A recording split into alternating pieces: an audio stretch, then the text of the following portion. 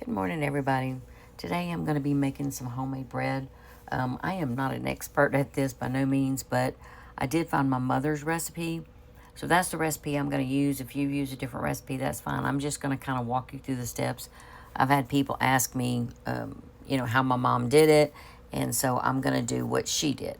Okay, so what you're going to start off with is you're going to start off with 1 2/3 cup of warm water, not hot, but warm. You're going to add 1 1/4 tablespoons of yeast, and then you're going to add your sugar, which is 2 tablespoons.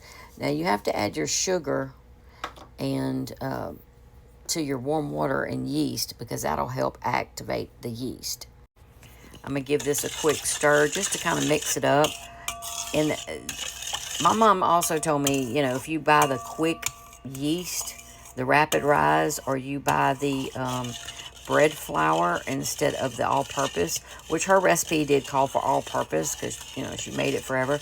But she said it would help it kind of rise faster. But I'm doing it the old-fashioned way. So this is the yeast, sugar, and warm water. You let this sit for about 10 minutes or until the yeast activates and it gets all foamy. Okay, so it's been approximately 10 minutes, and as you can see, the yeast, sugar, and water has started to get foamy. So that's where you want your yeast to be. And just to make sure I gave you the right measurements, it's 1 2/3 cups of warm water, 2 1/4 teaspoons of yeast, 2 tablespoons of sugar. Okay, that's what's in this. Now, to add to this, you're going to add 4 cups of flour, and you're going to just pour it in there. It's fine. You're going to use 1 teaspoon of salt, and then you're going to use 1 1/4. I'm trying to remember. 1 1/4 teaspoons of, this is room temperature butter. So it needs to be room temperature. So you just put this in there. Now you could cut it up into cubes, that kind of stuff. So first, I'm just going to go ahead and just mix this,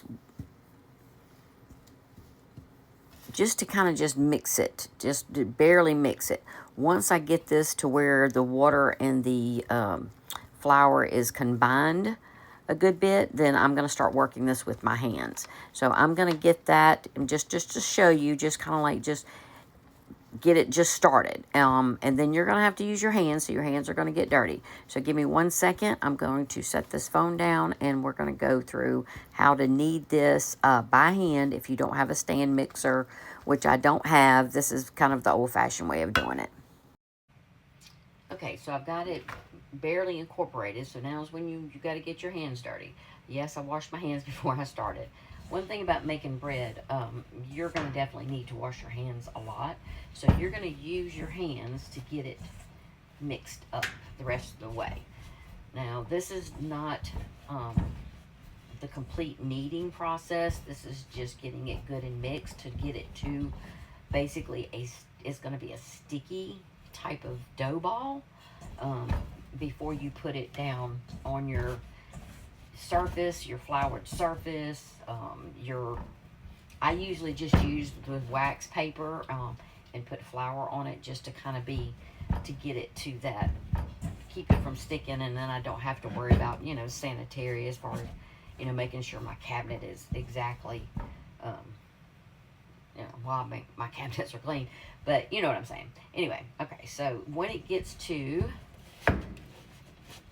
this, okay, yes, that's not finished mixing, but you're going to set that down. Now at this point, you're going to take a little flour. Make sure you got flour on your paper, flour on your hands, and you're going to start working it. Okay? So this is called kneading. You're going to need to do this 5 or 6 minutes. Okay? So if you're not sure how to do this, I'm sure I'm not really showing you, the best way of doing it. You can YouTube it. This is just kind of how you're going to get started with getting the yeast and the dough ready to form your bread loaves. Okay, so I've kneaded the dough for about 6-7 minutes, and I've kind of formed it into a little bit of a ball. And the way my mom always told me to test it is you press in, and if it bounces back up without being sticky, then it's ready. So you're going to take, this is already greased, you're going to take a greased pan, and that's greased all the way around. You're just going to put your dough in it, and you're going to cover it with either a tea towel or plastic wrap, and you're going to put it where there's no draft. So my mom always put it with the oven light on in the oven, and we're going to let this rise for 30 to 45 minutes or until it doubles in size. And you can see the size of it now in the pan. I'll show you when it's ready. Okay, it's been 35 minutes, and as you can see, it has doubled in size. So before it was just at the very bottom. So when you take it out, what you're going to do here is you're going to take out some aggressions and you're punch it down. So you're going to punch this down, and then you're going to put it on your lightly floured working surface. Let me get this out real. Okay, so I punched it down, and now I've got it out. And all you're going to do here, you may have to just put some flour on your hands. You're not going to need to knead it as long, but you are going to want to get the bubbles out.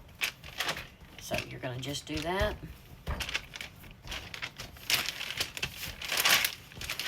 Fold this over. Okay.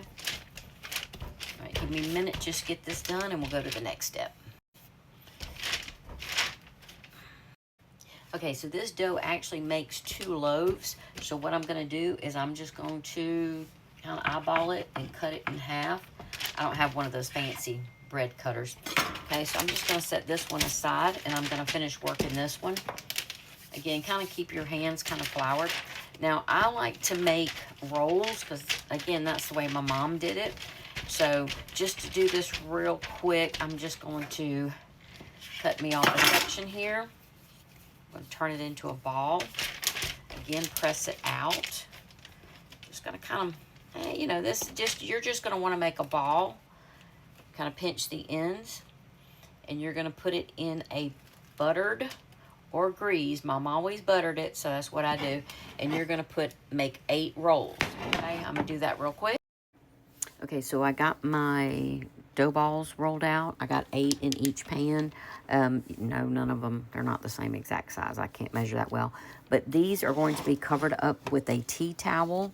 That's just going to be like a really thin towel so that it keeps the draft off. And you're going to let this rise again for 30 minutes. I'm not going to put it in the oven because the oven needs to preheat at 390 degrees.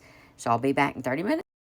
Okay, so it's been 30 minutes. As you can see, it's swole back up again. So I'm going to put this in the oven at 390 degrees for 25 minutes. So I'm going to get this in the oven, and I'll show y'all what it looks like when it comes out. Okay, it's been 25 minutes, and they have come out of the oven. As you can see, they have pulled away from the sides. So what I'm going to do is as soon as they come out of the oven, within a few minutes, you go ahead and you take them out of the pan and you put them on your cooling rack to cool. So I'm going to get them out of these pans. I'll be right back. Okay, so the last step, while they're still warm, right out of the oven, I like to melt some butter. And I like to put butter over the top. That keeps the tops from drying out, but also gives them a nice buttery flavor. So there you go. Now,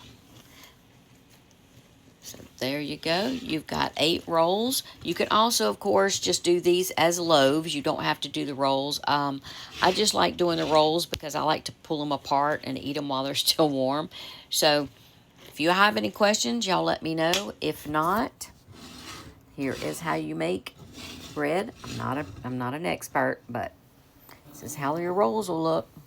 Enjoy, y'all.